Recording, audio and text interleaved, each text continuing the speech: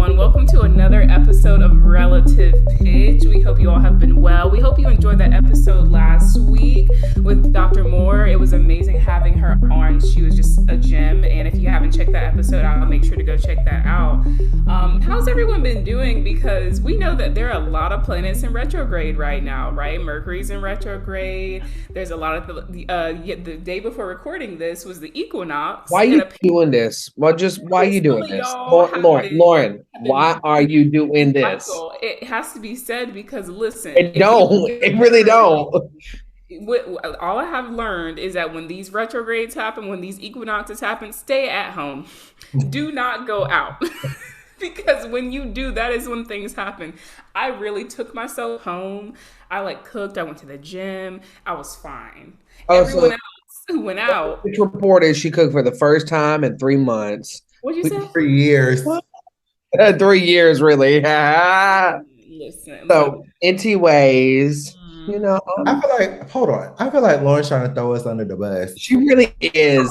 She really is. I'm just saying, I know that there have been a lot of people in my sphere who said this past week in general, but also specifically, this would be like the past Thursday when y'all are listening to this recording.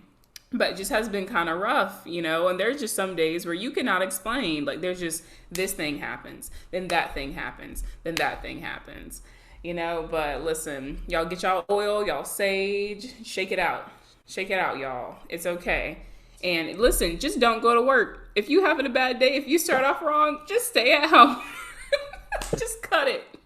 Don't even go in. Nah, just don't go to work. Like, them kids gonna be okay. It's all right. You know what happened with what's that one book where all them kids are stranded on the island and they started like self-governing. Now I think in the book they did start killing each other, but Lord of the Flies. Lord of the Flies. There we go. Speaking of controversial books, ask me if I ever read that book. You don't read. You don't read. Right, Michael doesn't read. The only book I ever read was Tequila Mockingbird. Ooh, that Tequila? is it's a cocktail recipe book. Tequila Mockingbird? You saw it. You saw it. Yeah. I really, a huge thing that has been popping up a lot recently that I haven't known kind of how to feel about it. But now I think the words have come to me and I understand why I feel the way I do about it. So whenever all if y'all remember, obviously in 2020, when all the George Floyd protests were happening and BLM, I had I made a list of ways that people can support, whether that's through donation, whether that's through learning, whether that's through listening, ways to just understand what was happening more within the community and why we were reacting the way we were when these incidents were happening. And I had a lot of my friends, especially a lot of my white friends, who were reaching out asking, like, what can I do to help and to support? And a lot of them chose to share the resource list I had. A lot of them chose to do their own personal reading and decolonization, if we want to say that. And I really love that approach because the idea, they didn't really want to center themselves. They just wanted to know, what can I do to help support without centering myself? And so in the past few years especially, we have seen a rise of professionalism being made out of activism, right? We're seeing all these DEI coordinator and DEI professional positions at different jobs and especially within education popping up. And first of all, a lot of members of underrepresented communities who do get to have those roles, a lot of them, first of all, have felt as if they were only there as a check mark. But then you have that side of it, which we can also discuss. The side of it I really wanted to discuss, though, is when I see a white person, specifically a white woman, in a position that is like diversity coordinator or coordinator of diversity, equity, and inclusion. I didn't understand. I just recently had an experience last week where it was supposed to be an educational experience where someone who was like the DEI person for a local symphony was talking to us about their work and all these things. Now this lady was white, and she was kind of talking about the different initiatives and da da da. And I don't know why, but I was sitting there, and I was like, I don't know why this isn't clicking for me. I don't know why I'm not getting anything out of. Is that something that y'all have experienced? Yeah, I mean, when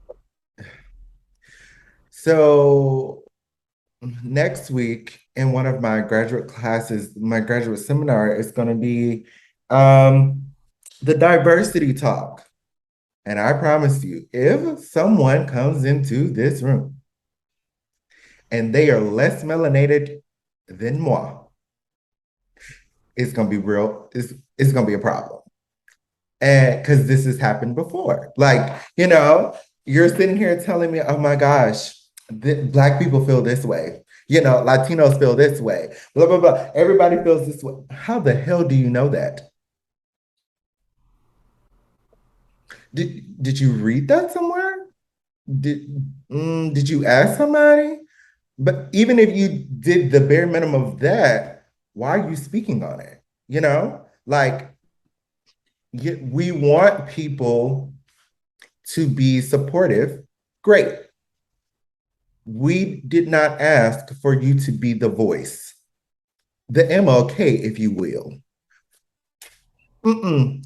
Get your ass in the back, okay? Be somebody, be in the village. Don't be the leader of the village. How about that? We love the support. We love everything that you do. However, this is not yours. You do not live in our skin color. You do not live whatever our minority situation is. So you really don't know. You really don't know. So when you preach to me as a person who have lived this life, I wake up Black. The first thing, someone sees in me, I'm Black. Okay. I can just take that off. So don't come to me and try to lecture to me about this when you have not lived that experience. So I truly understand what you were saying. Like, it's not clicking for me because it's not genuine. And Michael, like, yeah, Anthony, like, yes to everything you're saying. Like, I wake up Black, I go to bed Black. The first thing someone notices about me when I'm walking through the street, I'm Black. Like, period. I like from my skin to my hair to my nose, my lips, everything about me, I am Black. Like, this is no, I'm not taking it off. And I do understand the idea of like it's not even weird. It is wrong to hear someone talk to you about your experience when they do not share that experience. I don't need you to tell me that I have gone through a lot because of my skin color. I know that. I am in this skin color. But before I go back on that, Michael, as someone who is not Black and you have been involved in these conversations in this podcast within your own work as a professor, you've had students from different backgrounds and perspectives, you've had Black students. What do you think? What goes through your head when you are wanting to always be an ally, but wanting to also make sure that you are not centering yourself in these conversations? I just listen. I just honestly give whoever it is the space to talk. Because sometimes they just need to talk. Mhm. Or sometimes you just be like, you good? I might. Okay, cool. We'll talk about it later. Like, not everything also has to be this huge, giant conversation where we're naming every elephant that we see in the room. Sometimes it's just like knowing that they know that you're there. You know they are there and you're not overlooking them. And yeah, that's mainly what it is. But honestly, if someone be talking like what you're saying, like that person, I would just be looking at them in their face like, you done yet? Because if it ain't clicking, I'd just be staring at people. I No, but I understand what you're saying in the sense that in the idea of like not making things such a big deal, because that is another side of this where you have the teachers, I'm going to say it again, usually white women, who like by trying to whatever the work they think that is decolonization work, they're actually just beating and beating and beating a horse that they shouldn't have been on in the first place. Like you can have black students and not every day remind them that they're black. Does that make sense? Like Mhm. your classroom in your standards, yes, you have to. I'm sure in the new, I don't know what the teaching standards and all those things are, but I'm sure it's to be inclusive and inviting and da da da. That does not mean like making everyday culture day. You know what I mean? Like that, and that seems like what it is Oh my gosh. now. I just, if you've ever watched Culture. Everybody Hates Chris, if you've seen Yes. Oh my god. that teacher where she's Yes. like, Chris, how are you and your family? How do you do Kwanzaa? Wild. I I celebrate Christmas, like, but every single time was like, you're black. Talk to us about Africa. Right. Where's your Dekente cloth? What Yeah, or wait, like where is my daishik? Like, what? Like, I'm confused.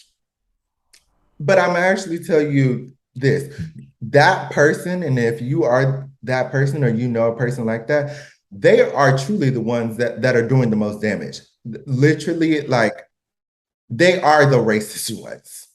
That's really the thing. And I I have run into some people who um are kind of like that, and they think that they're doing great work.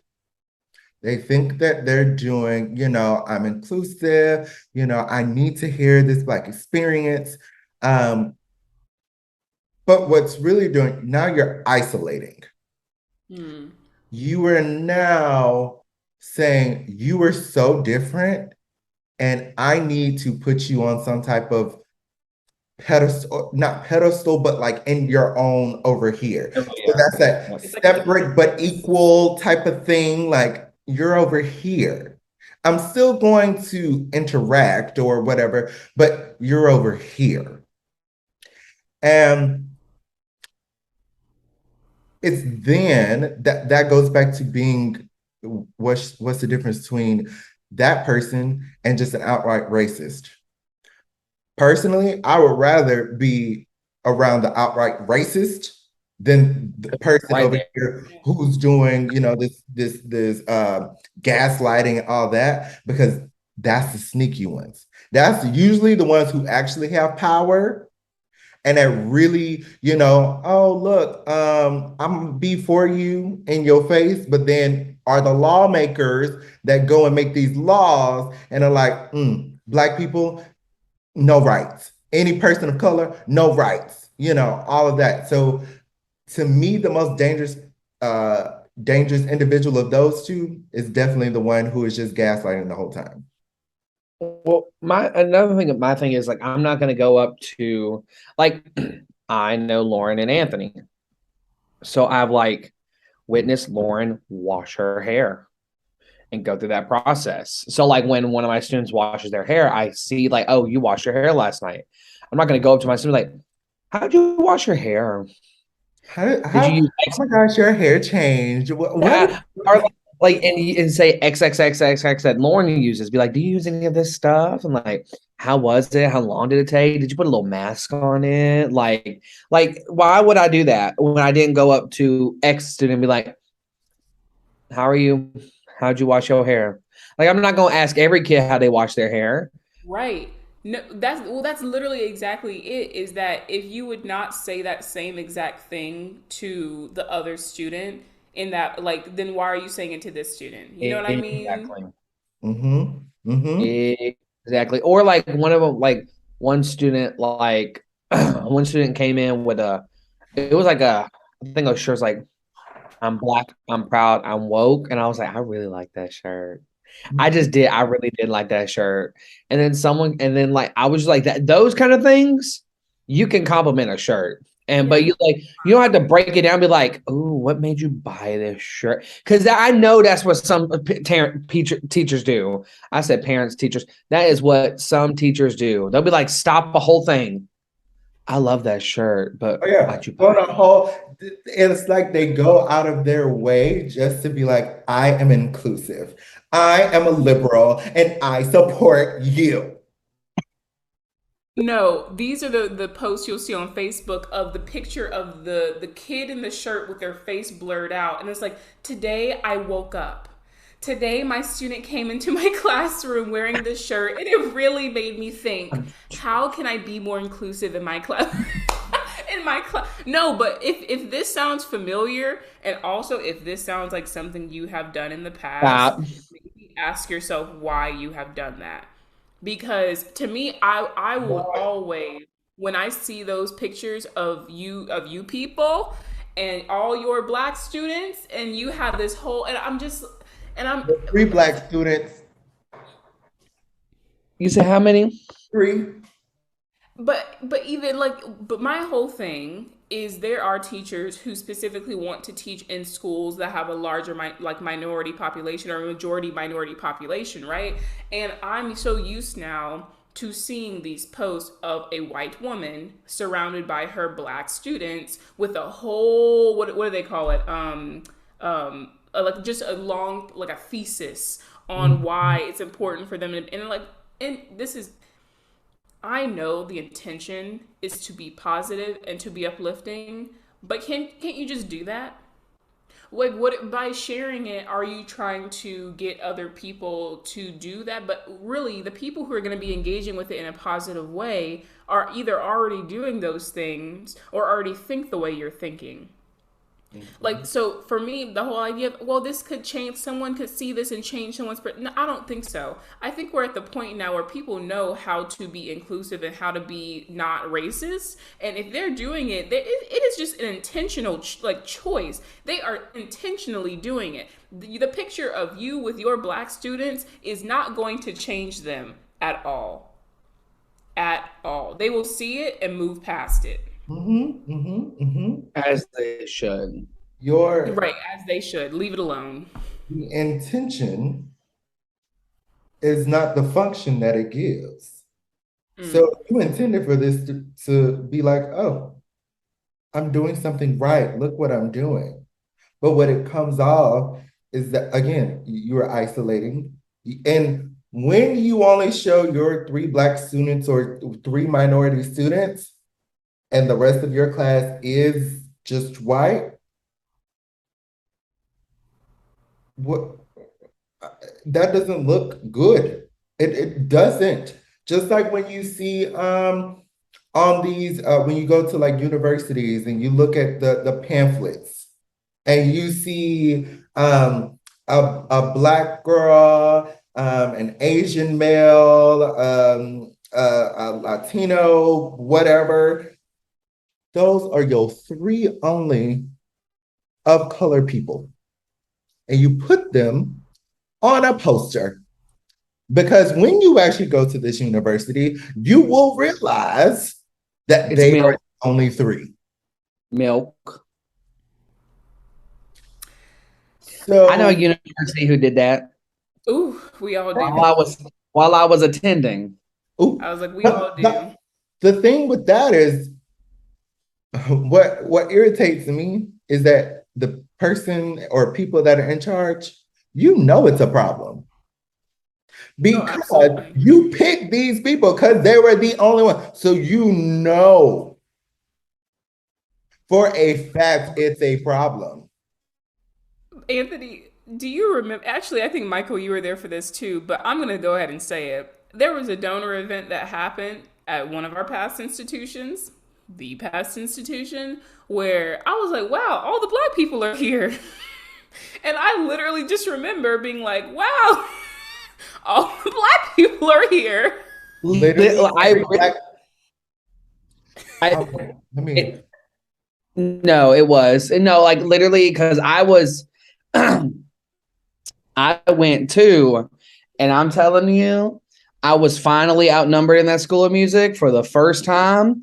you were. And And then in 2 seconds, when the next rehearsal started, was not outnumbered again. Right. Every Ooh, Black person in the School of Music was there.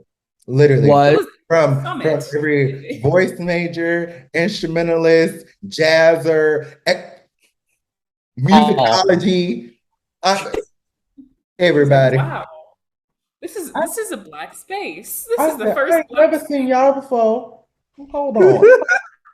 Wait a minute. No, but this is what I have to say about that to the educators, especially the public, like high school, middle school, elementary school. We know that the teachers themselves, really don't control the numbers, right? That's a part of the district. It's part of the counties. It's all the red zoning, all the districting that is done. My issue with what you're doing is when you do post your post that you obviously have like 20 like non-minority students and then your maybe 3 or 4 minority students, you're singling them out in this idea of otherness. And that's what I don't like about it, is that instead of just being like class was great today, but even then, why do you have to do it? Just stop. Just take Facebook away. Like really, if you really feel like your happiness and joy comes from posting those little things on Facebook, I want you to reevaluate what you actually get out of teaching. Is it the actual teaching and the connection with your students, or is it the sharing and being patted on the back, being praised for your work with minority students? Oh my gosh. That just like reminded me because I saw this a lot at where I taught in Florida. So we were adjacent to the like world largest retirement community. You have to be 55 and up. So you know what the demographics of this place is. And the demographic of my school was the complete opposite. The only thing that separated was one street. So you go over one street and the villages is like this rich, lavish golf courses and, you know, 300, $400,000 homes. People are riding on golf carts and everywhere. They would come and try to, or they would come to help out at the school. And I remember the whole time I'm just sitting here like, I don't like this. Because to me, it looks like they're just trying to help. Oh, they're Black kids. They need this. They really need this. And there are some that truly did like to help. And we did need help, yes. But there were some, I'm sitting here like,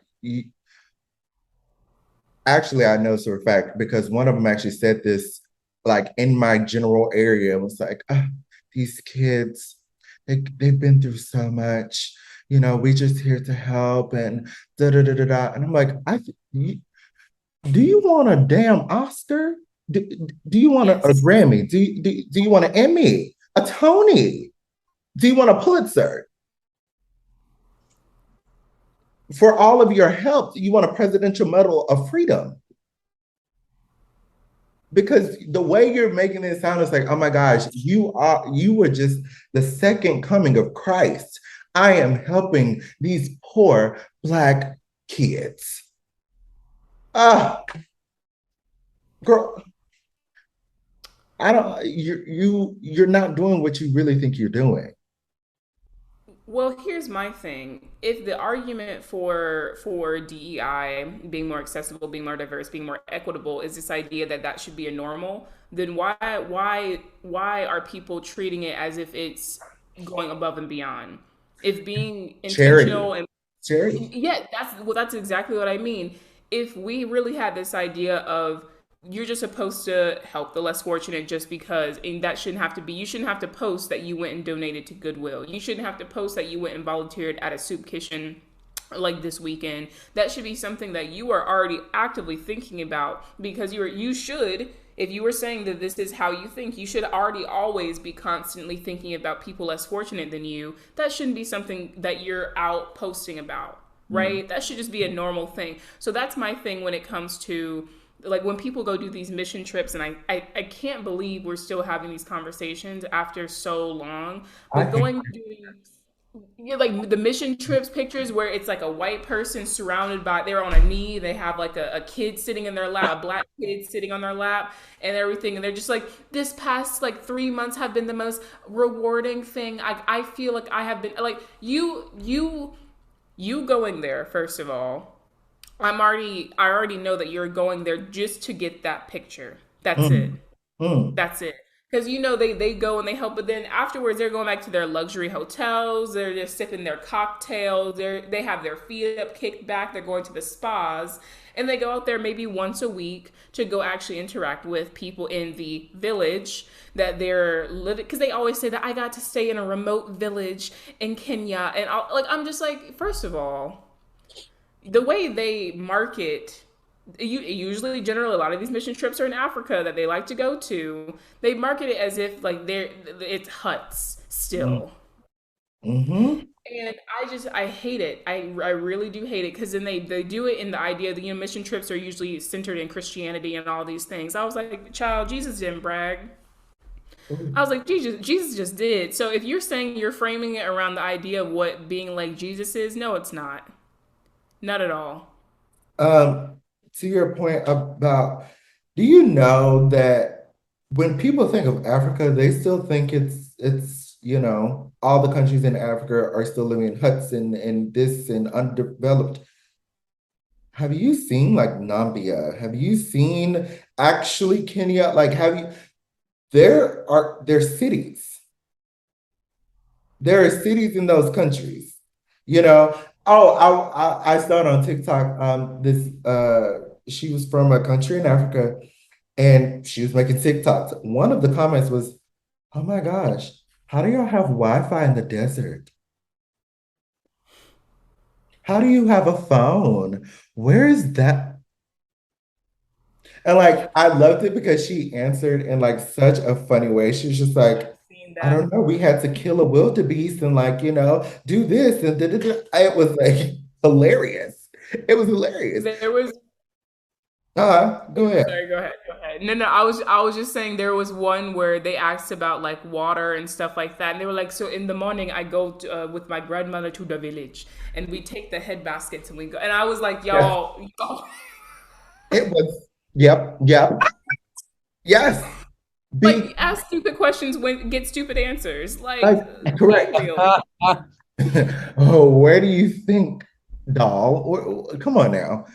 So, Water, like um, I just think that was just a large problem that every other country, whenever you think of countries besides Africa, they're like, oh yeah, Michael, we can't see that. I It's know. blurry. I'm about to fix it, girl. By the way, Mm. that's one of the cities. It's a city. yeah, the thing about it is we Letting know they have everybody cities. know. They're updated. That you literally like. I just was talking to someone who went on a full like 3 week. This was a black woman went on a full 3 week tour with the and was like, oh, we went to all. It was bougie. It was beautiful. It was Africa. It was the motherland. You know what I mean? Like there was no talking of like any of the things that usually these mission trips center. It was like talking about the wealth that's there and the beauty and the things that have been brought to and brought that have been created through the communities there. Yeah. Mhm. This is But then not what they live in. that's This the is not. picture that people have in their head. So Not. in general, it's still this idea, this othering that happens whenever these educators are in the rooms and they think they have to uplift their minority students. But I'm like, can't you just isn't you don't not really like you really just have to be intentional with the lessons you're planning, be inclusive without centering in a way that makes them feel excluded in a we like or ostracized, if that's a better way to put it, but where Mhm. they feel like they are separated from their other peers. So they're their white friends, they're normal, right? But then me, like, oh well, I do this differently, so I see myself as different from them. You're already making them internalize this feeling that they are separated from others. Um, all in all, I really do think that the biggest issue with this decolonization work that I see happening is this idea that people are finding a new way to center themselves through this. There was a tweet that I sent you guys that I found that states, amazing to see white women leading the conversation on decolonizing anything. Guess they missed the part of doing the work where it said to decenter oneself. So this tweet is saying is that the idea of a big part of decolonization work for people who from our groups from who have never been there, your people have never been colonized, is this idea that you need to take yourself out of the center of this picture. What that is not saying is that you have no way to support decolonization efforts. What it is saying is that in your efforts to support, you should not be centering yourself. You should not be saying, I am a DEI expert, I am a decolonization expert, I am an activist that I'm only centered around da da da da da. No. No. Also, I will say this with my entire chest. Anytime I see a position open anywhere that is for the purpose of diversity, equity, inclusion, accessibility, awareness, anything like that, and you don't have a person of color sitting in that role, the organization, I'm looking at you. The person, the non-POC who's sitting in that chair, I'm looking at you. Because if you're saying that your job is to help with the diversityfying and equifying of the space you are in, and you are occupying a space that is not meant for you, it don't work. It doesn't work. So sitting on those diversity committees in y'all schools, sitting in those the diversity, equity, inclusion committees in your organizations, in your communities, and you yourself are not a person of color or a person from an underrepresented community, why are you there? Why are you taking up space at the table that is not meant for you? The reason why you are not a part of this conversation is because you have not been colonized. You have not been oppressed. Why are you taking up spaces from people who deserve to be there? What do you think from your perspective you are sharing that is more valuable than someone who has lived in that perspective? Are you crazy? Do you hear what you're saying? Your presence, that is what you're saying. That is what you're saying to me when I walk into an organization. You have your DEI board, and I see 4 white men, 2 white women, and 1 black woman sitting in there. Make it make sense. I'm sorry. I just had to because that pissed me off. The No, idea. talk your mess. Talk your mess. But isn't that true? But think about it. Think about those. We're seeing so many of those DEI committees come out. Yeah. And that is what the ratios I have seen that I've been a part of before I realized what bothered me so much about being the only black person in the room, the only black female in the room. I was like, what's wrong with this? Especially sitting on a committee about diversity, equity, and inclusion. And also, first of all, if it's a board of diversity, equity, and inclusion, I do want to say this to anybody listening because I love what Dr. Moore said last week, which she said, we have to be inclusive of all, but this is my story and this is from my point of view. So some of you might be saying, why is it always got to be about Black? Well, that's because that's our story. Me and Lauren, that's who we are. Now, we are not saying every other minority shouldn't be. No, because truly on a diversity, equity, and inclusion board should be representative of all minorities. Honestly, there shouldn't be a white person on the freaking board in the first place. The question is, why should they be on it?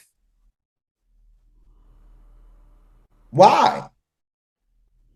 We're talking about how to make things better for people of color and other minority subgroups. And really, white does not belong there. And I think the reason it has really become such an issue, this goes, to when white people finally are counted out of things, it's anger, and they're like, we're going to take it over.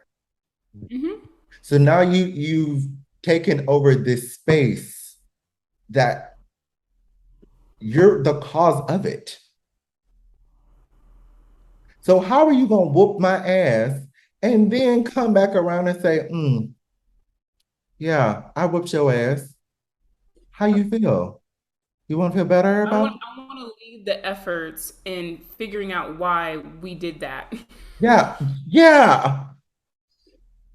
Make it make sense. Like, Make it listen, make sense.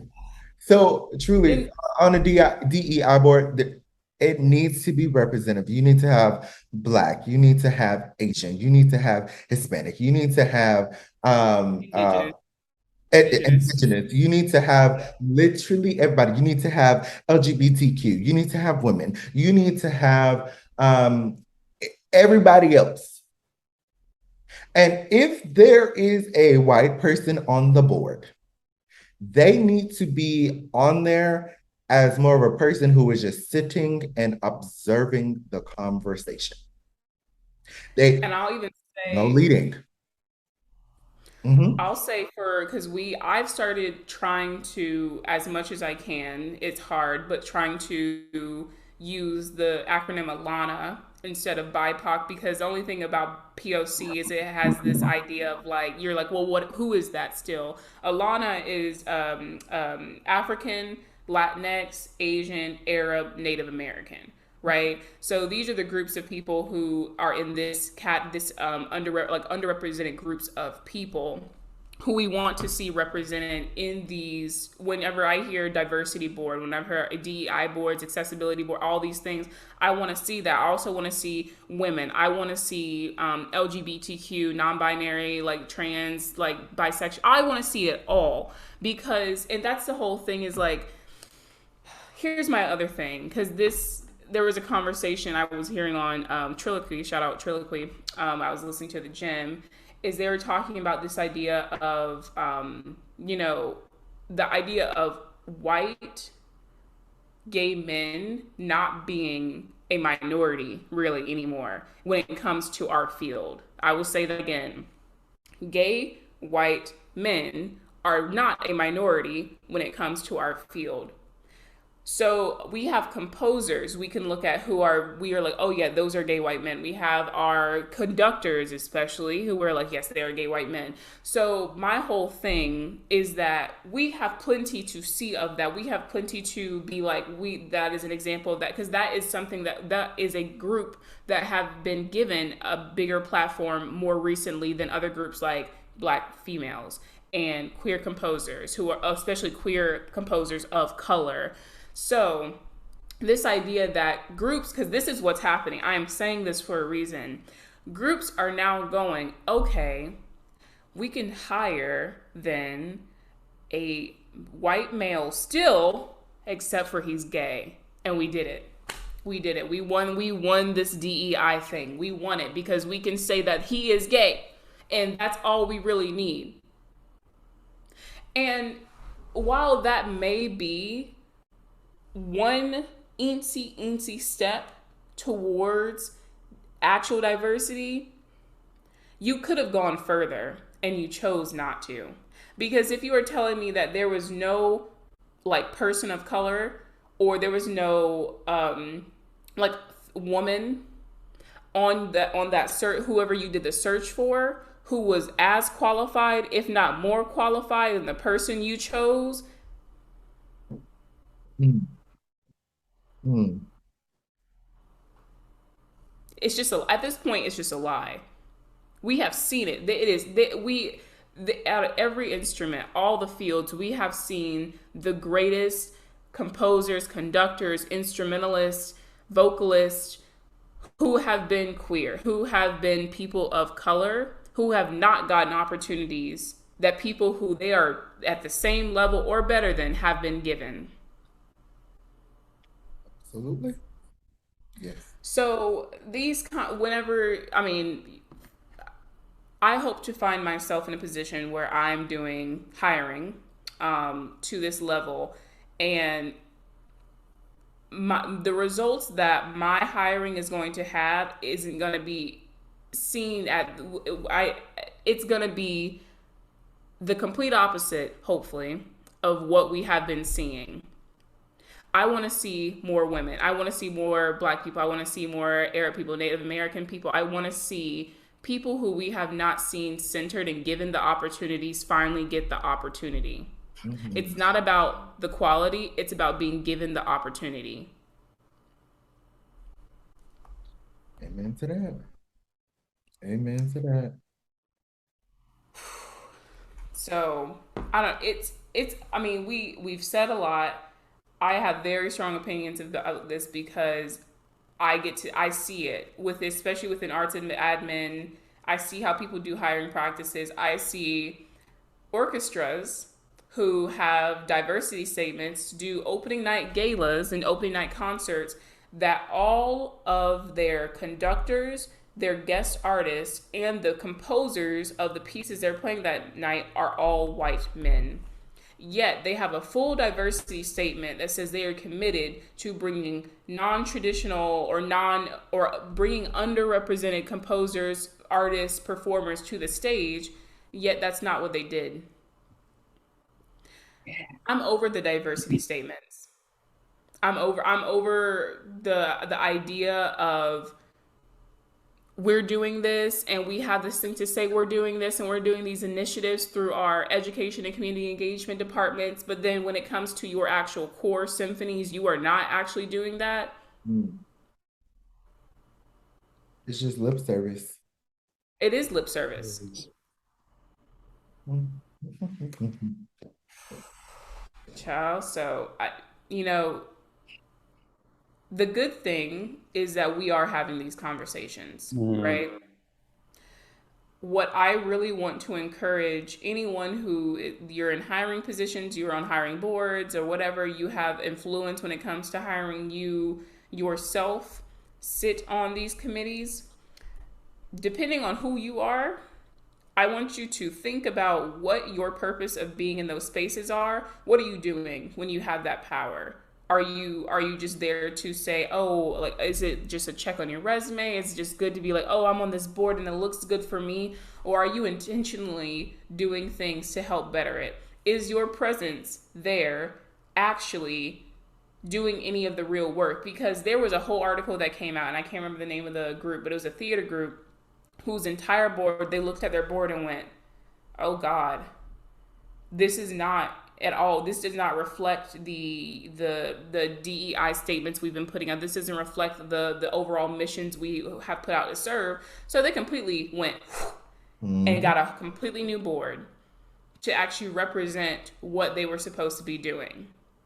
Now, there's this idea of like, well, then if you're giving to something, that means you're taking away from something. Not in this case. There are people, certain groups you will never have an issue finding a job. That is just the truth.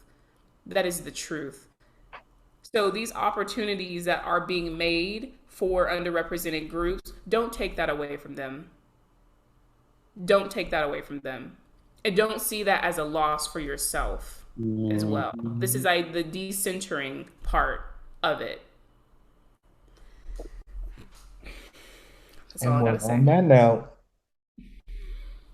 well, we're going to continue to always have these conversations around, because it seems as though shit just keeps happening like this. So, and we're going to continue to talk about it until something changes. But until then, please let us know what you think down below. And please watch all of our episodes for season 3. We got some great things coming up in the future. So until then, we will see you later. Bye.